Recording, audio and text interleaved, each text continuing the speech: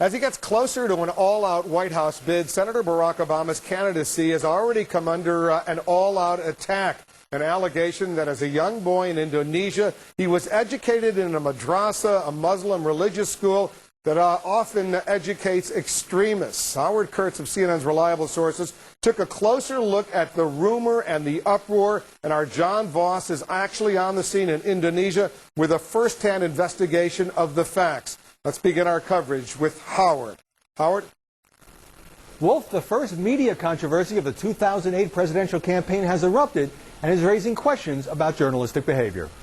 As many of you know, from the moment Barack Obama began talking about running for president, he's drawn an increasingly loud drumbeat of positive coverage. Barack Obama, the rising rock star. It's about Barack Obama, the rock star. His rock star popularity. Barack Obama, greeted like a rock star. Huge crowds, literally, they would make a rock star envious. But in recent days, the Illinois senator has had to cope with a rumor pushed by a little-known conservative magazine and amplified by an echo chamber on the right. And the unsubstantiated article tries to blame the whole thing on Hillary Clinton.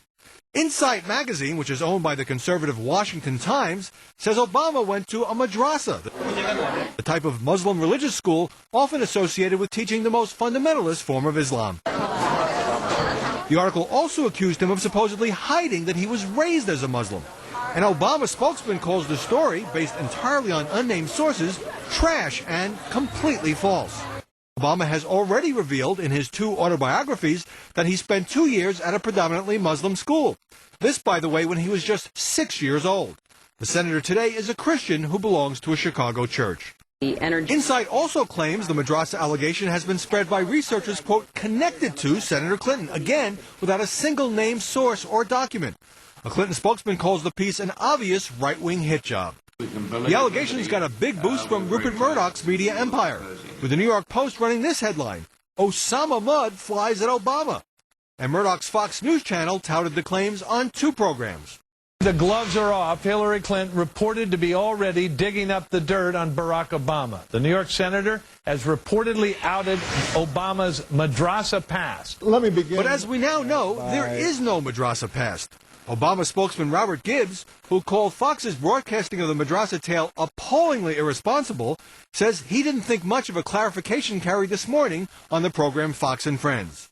Fox News executive Bill Shine says some of the network's hosts were simply expressing their opinions and repeatedly cited Insight as the source of the allegations.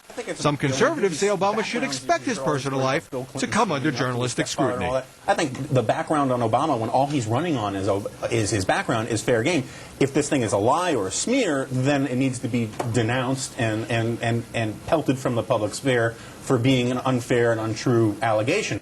This, unfortunately, is how the media food chain works. A bogus charge appears in some magazine or on some website and works its way up to bigger news outlets, all based on little or no evidence. What makes the madrasa story unusual is that the false allegations were about a candidate's elementary school nearly 40 years ago, and the attempt to blame this rumor-mongering on the rival campaign of Hillary Clinton. Wolf? Howard Kurtz reporting for us, Howie, thanks. And CNN did what any serious news organization is supposed to do in this kind of a situation. We actually conducted an exclusive first-hand investigation inside Indonesia to check out the school that Barack Obama attended as a little 6-year-old boy. We sent our correspondent, John Voss, to Jakarta.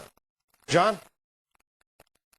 Wolf, I came here to Barack Obama's elementary school in Jakarta looking for what some have been calling an Islamic madrasa, like those that teach violence and hate in Pakistan and Afghanistan. Well, Wolf, I've been to madrasas in Pakistan, and this school is nothing like that.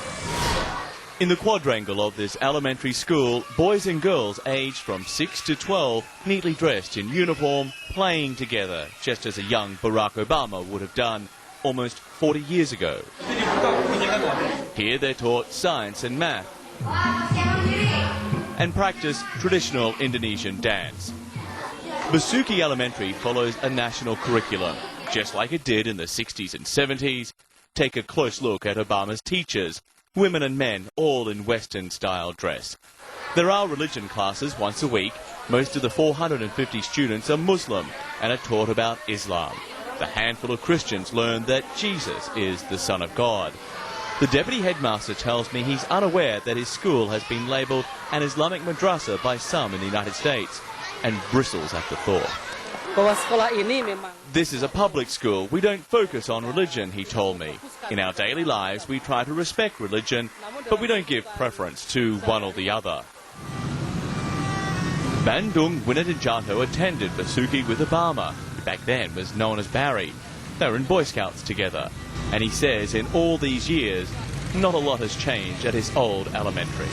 No, it's not Islamic school. It is common. I mean, it's general, because there's also a lot of Christian students, Buddhism students, also Konghucu students.